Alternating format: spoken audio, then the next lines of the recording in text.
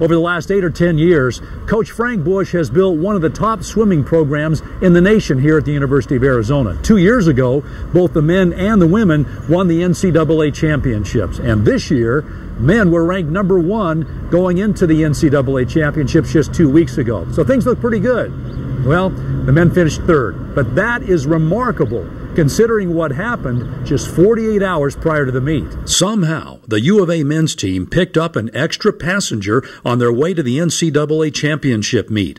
Norovirus, a debilitating gastrointestinal ailment, and it hit them hard. First pulled into the ER room, emergency room at Ohio State University Medical Center at 11 o'clock with 2 guys.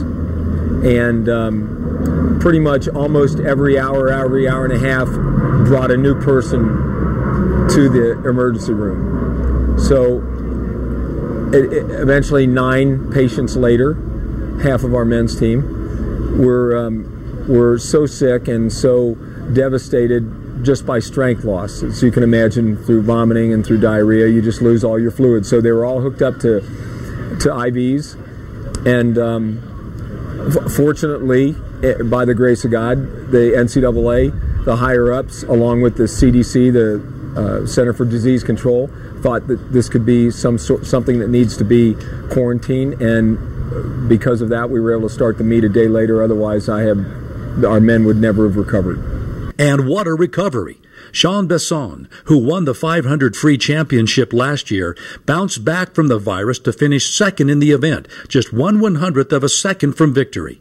On day 2, Jake Tapp helped the Cats move from 6th into 3rd by finishing 2nd in the 100 back, and Ben Grotto finished 6th in the 3-meter diving event. But the Cats saved their best effort for the final day. Sophomore Corey Chitwood won the 200 backstroke title.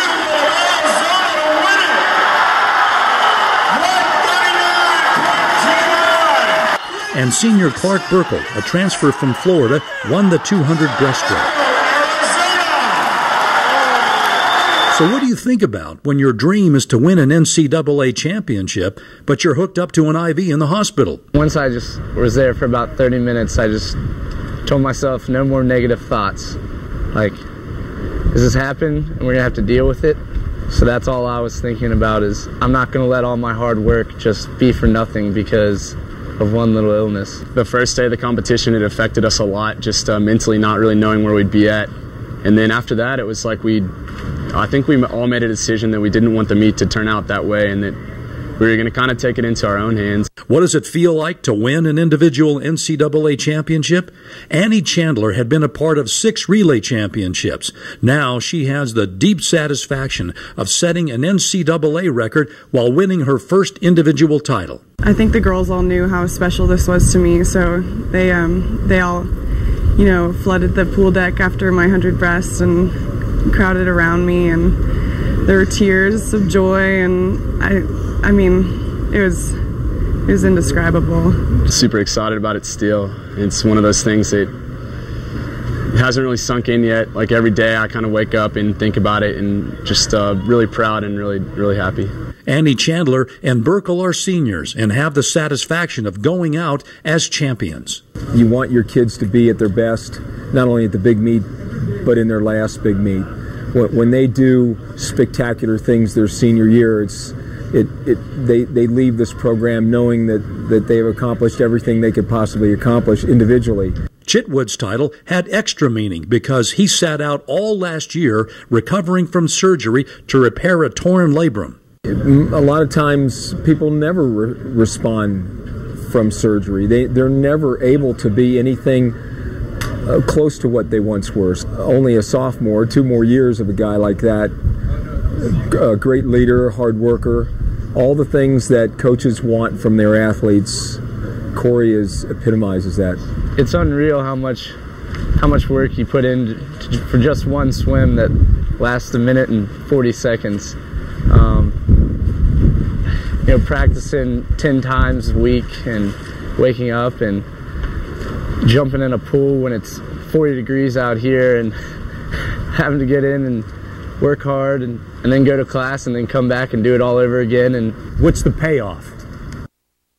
Payoff's the national championship, so it doesn't get much better than that. So it turns out that the ugly norovirus taught the men's team a beautiful lesson. Adversity teaches us a lot. We have all sorts of people lecture all the time about this and about that, but adversity is a great teacher. It teaches you about yourself. It